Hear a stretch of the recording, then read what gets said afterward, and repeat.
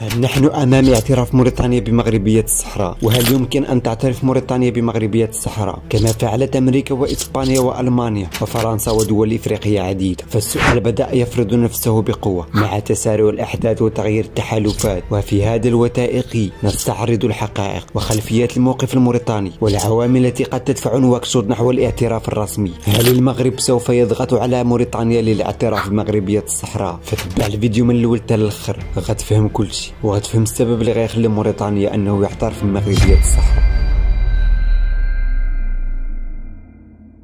فبعد انسحاب اسبانيا من الصحراء عام 1975 دخلت كل من المغرب وموريتانيا الصحراء ضمن اتفاق مدريد، لكن موريتانيا بسبب الضغوط العسكري والداخلي انسحبت من المنطقة في سنة 1979 واعترفت لاحقا بجبهة البوليزاريو، ومنذ ذلك الحين اعتمدت موريتانيا موقف الحياد الإيجابي دون أن تعترف صراحة بمغربية الصحراء ولا بجمهورية الوهم البوليزاريو. فأما بالنسبة للعلاقات المغربية الموريتانية اليوم، فرغم الحذر الدبلوماسي تطورت العلاقات المغربية الموريتانية بشكل لا خلال العقد الأخير. تم زيارة رسمية من الرئيس الموريتاني إلى المغرب في زيارة رسمية، وموريتانيا تجمعها مشاريع اقتصادية مهمة مع المغرب واتفاقيات شراكة متقدمة، ووفق التقارير الرسمية فالمغرب من بين أكبر 5 شركاء تجاريين لموريتانيا. ففي سنة 2023 تجاوز حجم التبادل التجاري 250 مليون دولار بين المغرب وموريتانيا، والطريق القرقرات يشكل أكثر من 70% من حركة البضائع البرية بين البلدين. ومن ميناء طنجة في أقصى الشمال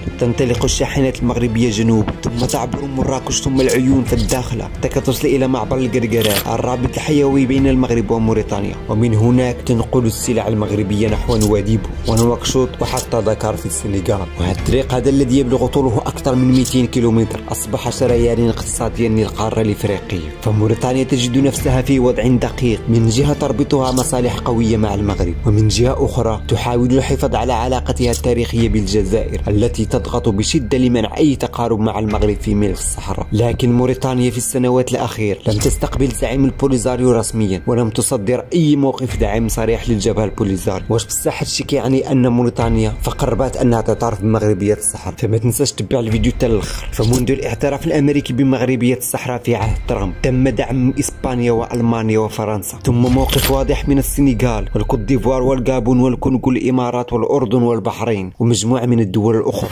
جعلت موريتانيا في عزلة دبلوماسية نسبية إذا لم تواكب الموجة. فيستخدم المغرب أدوات اقتصادية بشكل ذكي وهادي للضغط على موريتانيا دون الدخول في صدام مباشر، بل من خلال شبكة مصالح معقدة تجعل نواكشوط تفكر مليا قبل اتخاذ أي موقف مناقض للمصالح الرباط، خاصة في قضية الصحراء المغربية. أول أداة ضغط رئيسية يستعملها المغرب هي معبر القرقرات الذي يعتبر الرئة الاقتصادية لموريتانيا. أكثر من 70% من البضائع والمواد الغذائية والسلع المصنعة القادمة من أوروبا تمر عبر هذا المعبر الذي يربط المغرب مباشرة بموريتانيا. أي اضطراب في هذا المعبر يعني ارتفاع الأسعار داخل الأسواق الموريتانية وتوقف سلاسل التوريد، كما حصل خلال أزمة إغلاق القرقرات من طرف عناصر البوليزاريو سنة 2020 والتي تدخل فيها المغرب بسرعة لإعادة فتحه وتأمينه. فأما بالنسبة للأداة الثانية فالمغرب هو من أهم المصدرين إلى موريتانيا في قطاعات أساسية مثل المواد الغذائية والأدوية والمستلزمات الطبية ومواد البناء والمنتجات الصناعية والأسماك المجمدة الموجهة لإعادة التصدير، كما أن جزءا كبيرا من الشركات الموريتانية تعتمد على السوق المغربي لتأمين السلع بأسعار منخفضة مقارنة بالسوق الجزائري أو الأوروبي. أما بالنسبة للأداة الثالثة هي المشاريع الاستثمارية المشتركة، خاصة في مجال الصيد البحري والتكوين المهني والربط الطرقي وربما لاحقا الربط الكهربائي والمائي. فيعرض المغرب دائما على موريتانيا فرصا للاندماج في المشاريع التنمية الكبرى مثل ميناء الداخلة الأطلسي وطريق تزنيت الداخلة والتي يمكن أن تمتد مستقبلا إلى نواكشوط. أما رابع أداة فهي الحضور الثقافي والديني المغربي في موريتانيا من خلال البعثات العلمية والجامعية والدينية، مما يمنح الرباط تأثيرا ناعما يتجاوز الاقتصاد إلى التأثير الرمزي. بالمقابل فإن أي تقارب موريتانيا علني مع البوليزاريو قد يؤدي حسب تقديرات الخبراء إلى رد فعل مغربي يتمثل في تقليص التعاون الاقتصادي أو رفع رفع تكاليف التوريد، وهو ما لا تقدر موريتانيا على تحمله في ظل وضعها الاقتصادي الهمش. فيعمل المغرب على تعزيز نفوذه الإقليمي من خلال مشاريع استراتيجية تمتد من أراضيه الجنوبية نحو موريتانيا ودول الساحل، معتمدا على الأدوات الاقتصادية حاسمة، أبرزها مشروع الربط الكهربائي وتطوير ميناء الداخل الأطلسي. في مجال الطاقة يسعى المغرب إلى مد موريتانيا بالكهرباء عبر بناء محطات ضخمة للطاقة الريحية في الداخلة وربطها بشبكة نقل كهربائي فائقة التوتر تصل إلى الحدود مع موريتانيا، ما سيمكن نواكشوط من الاستفادة من طاقة كهربائية نظيفة مستقرة وبأسعار منخفضة مقارنة بتكاليف الإنتاج المحلي